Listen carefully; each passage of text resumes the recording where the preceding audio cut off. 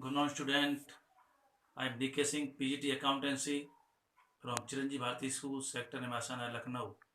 Today I will be teaching you Chapter 3, Accounting Principles. Okay? Accounting Principles, some point already discussed in previous video. Okay? कुछ point हम लोग पहले discuss कर चुके थे principles में. Next point, cost principles. Okay, cost principles. The assets is recorded in the books at cost price. Means, for example, this is accounting books. Okay, accounting book assets record.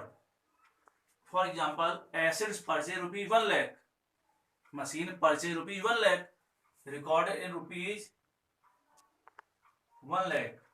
हमने एक assets 1 lakh rupees purchase की थी, but current market value rupees 1,20,000, 1,40,000. Clear. हमने क्या किया था, एक machine को परचेज किया था 1 लाख में, बट कुछ टाइम के बाद मार्केट वैल्यू उसकी 1,20,000 या 1,40,000 हो गई. क्लियर. लेकिन हम रिकॉर्ड जो करेंगे अकाउंट में, ना 1,20,000 को करेंगे ना 1,40,000 करेंगे. क्यों कह रहा है ये? The assets is recorded in the books at cost price. Cost price means जितने की हमने परचेज की होगी. Clear. Machine purchase 1 lakh, but market value in after 2 month 3 months है after 1 year 1,20,000, 1,40,000, but recorded in books accounts book only 1 lakh. Okay. Cost price means जितने की आपने purchase किया है, हम अकाउंट्स में उतने को ही मेंटेन करेंगे. Okay. Next, matching principal. Cost incurred during a particular period should be matched against the revenue of the period. Okay. For example, मान लीजिए हमने क्या किया, एक अकाउंटिंग पीरियड में, ये अकाउंटिंग पीरियड है 1 अप्रैल 2019 टू 31 मार्च 2020. हमने इसमें टोटल अर्न जो किया रुपए 1 लाख अर्न किया या सेल की. रेवेन्यू ऑपरेशंस जिस ईयर में हमने एक्सपेंस इनकम की है उससे रिलेटिंग अगर कोई एक्सपेंस होंगे तो यहां पर हमें मेंटेन करना पड़ेगा. फिर दे रहा हूं, cost incurred during the particular period should be matched against the revenue operation. जिस टाइम पर हम रेवेन्यू अर्न करेंगे उसी टाइम के रिलेटिव एक्सपेंसेस भी अर्न करेंगे. फॉर एग्जांपल आपने एक कार को परचेज किया था ओला उबर के लिए, ओला एंड उबर के लिए. क्लियर. आपने कार परचेज की ओला उबर चलाने के लिए. ओला उबर ने 1 ईयर में क्या किया, आपको 2 लाख रुपीज अर्न करा दिए. अब इसमें कार में कोई ना कोई जो लॉस हुई होगा यूज करने के कारण, यानी fall in the assets, depreciation, कमी भी तो आई होगी. जब कार ने आपको कमा के दिया, कुछ ना कुछ कार में डेप्रिसिएशन लगा हुआ. Depreciation most important example. आपको कार ने कमा के दिया, रेवेन्यू अर्न किया, बट कॉस्ट भी तो डाउन हुई होगी. रेट क्या हुआ कार का रेट डाउन हुआ होगा. जो कार आपकी 5 लाख की थी आज वो 5 लाख की नहीं होगी, 4 लाख की होगी या 480 होगी. जब हम अर्न करते हैं तो उससे रिलेटिंग कोई ना कोई एक्सपेंसिव भी होंगे. उसी टाइम टू टाइम आपने 1 ईयर में ओला कार से 2 लाख रुपए अर्न किए, बट कार में डेप्रिसिएशन लगाना यूज हुआ. आपने कार को चलाया, उसका डेप्रिसिएशन कॉस्ट डाउन हुई, उस कॉस्ट को भी इसी में हम लिखेंगे. तो आपका कहता है cost incurred during a particular period should be matched against the revenue operation. जिस टाइम पर जिस ड्यूरेशन में रेवेन्यू अर्न करेंगे उसी टाइम में उस रिलेटेड एक्सपेंसेस को भी हम मैच करेंगे. ओके. एकदम क्लियर. कार को परचेज किया आपने, उसने अर्न किया 2 लाख रुपीज, तो हमें देखना पड़ेगा कार ने अर्न तो किया 2 लाख, बट कार में कुछ डेप्रिसिएशन भी लगा हुआ. डेप्रिसिएशन यानी किसी भी एसेट की वैल्यू को कम हो जाना. जब चलेगी गाड़ी तो कहीं ना कहीं वो कम हो जाएगी.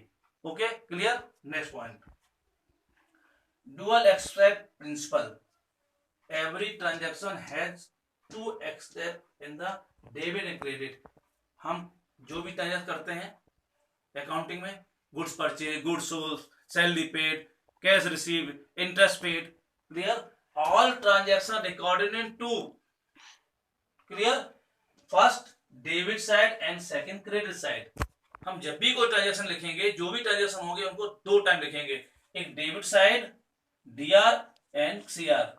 हम लोग इस चैप्टर आगे डिस्कस करेंगे। एक फार्मूला का बन जाता है एसेट्स इक्वल टू, जो आगे काम आएगा, assets equal to capital plus liabilities, LIABILITIES, यानी एसेट्स इक्वल टू, एक क्वेश्चन बनेगा आपका, एक चैप्टर रहेगा अकाउंट क्वेश्चन का, यानी all debit and credit, all transaction recorded one side debit second credit, single record नहीं हो सकता, अगर एक डेबिट है दूसरा क्रेडिट होगा।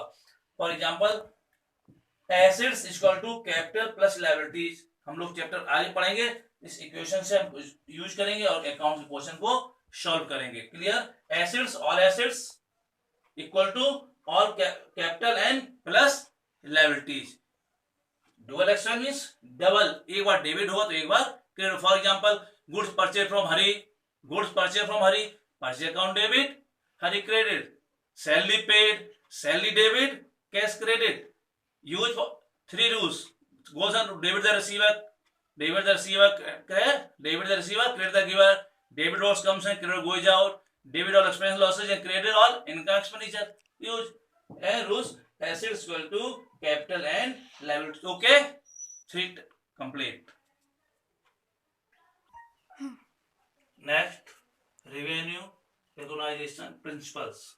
Recognize principles, ये एक तरह से एक्रूअल की तरह है। हमने बताया था एक्रूअल क्या होता था कि जिस टाइम पे जो किया जाएगा एक्सपेंसेस या जो भी आपके ट्रांजैक्शन होंगे उसी समय रिकॉर्ड किया जाएगा, पैसा मिला हो या न मिला हो। Revenue is recognised in record in the period in which it is earn, irrespective of the fact whether it is received or not।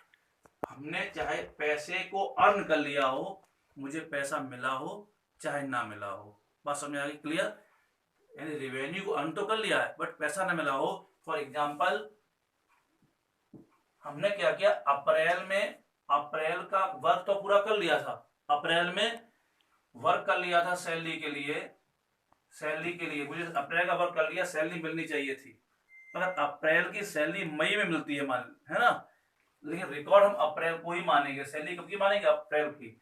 For example two example first 2019 and 2020 हमने किसी वर्क को 19 में पूरा कर लिया था, मुझे अर्न कर लिया था 19 में, ओके, अर्न तो कर लिया 19 में बट पैसा कब मिला 20 में।